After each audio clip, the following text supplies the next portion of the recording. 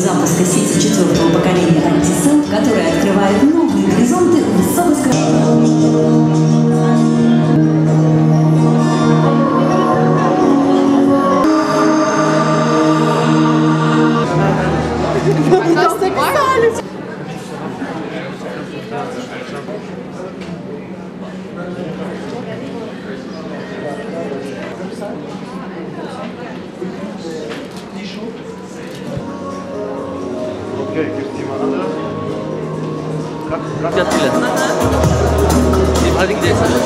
امروز روز اخران هفته سویپوری است در تاجیکستان.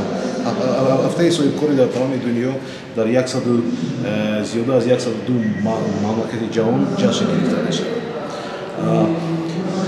ما همچون پالات سودای آمریکا امروز این روز را جشن میگیریم و بسیارتر از 50 شرکتی که در اساسیاسیون ما اشتراک میکند در این ویستافکای ما هست.